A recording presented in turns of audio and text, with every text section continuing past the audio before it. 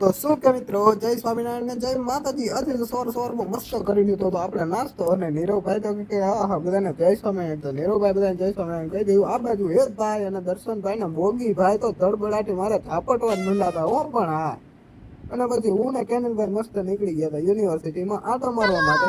અને થોડી વાર પછી આવી ગયા હતા જસભાઈ ને યુગભાઈ ને બધા લોકો પાછા આપણે મળવા આવી ગયા હતા. પછી આપણે બધા ભેગા થઈ ગયા. જસભાઈ તો આપણી માટે લાવ્યો હતા પાન મસાલો. ના એલા પાન મસાલો નથી, આ તો મસ્ત મુખવાસ છે ભાઈ. અને પછી કેનલભાઈ, યુગભાઈ ને મેં ને બધા ખાઈ લીધો. મસ્ત મજાનો મુખવાસ અને મજા આવી ગઈ હતી.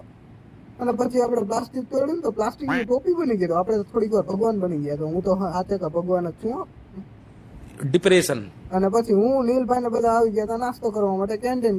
પછી આપણે કર્યું હતું થોડું ઘણું કામ. અને કામ પછી આપણે ભાઈબંધ ને વસ્તુ આપવાની રહી ગઈ હતી. આપણે રસ્તામાં ઉભા રહી ગયા હતા. રામ પ્યારી જો કેવી જોરદાર લાગે છે કે પછી રસ્તામાં બધા વાહન જતા હતા, આપણે ઉભા રહી ગયા હતા. પછી આપણે જો આવી મોટી મોટી ચોકલેટ હોય ને મસ્ત ચકાચક ખાવાની મોજ જ આવી જાય.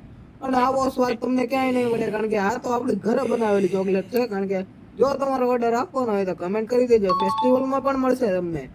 અને પછી આપણે મસ્ત આજે સાંજે તૈયારી શેની થતી હતી? હવે તો પારાયણ ચાલુ થાય છે, તો બધા મેનેજમેન્ટ કરવા માંડ્યા હતા. અને નીરવભાઈ એકલા થઈને આખું એપીસીમાં બધાને મેનેજમેન્ટ ન કરાવડાવે. બોલો, ડેકોરેશન એકલા થઈને. આ યુવરાજભાઈ તો હોય ને મારી સામે મારા જ બ્લોગ ની એક્ટિંગ કરે. આવું બધું કરતા રહેજો ને તો મને વધારે મજા આવે ને વધારે ઉત્સાહ થાય મને બ્લોગ બનાવવાનો. તો સપોર્ટ કરવાનો હોય ને તમારે. અને દર્શનભાઈ તો એક્ટિંગ ની પ્રેક્ટિસ કરતા ને આ બાજુ કશ્યપભાઈ નો રોલ તો જો કેવો જોરદાર છે. બે જ રહેવાનું લેપટોપ પકડી. અને બેક ઓફ ધ સીન્સમાં તો હર્ષલભાઈ હથોડી લઈને કે સબસ્ક્રાઇબ કરતા જજો, નકર બધા હથોડી મારી દે માથા ઉપર.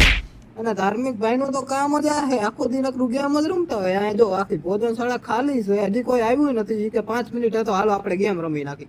इस सज्जन को क्या तकलीफ है भाई?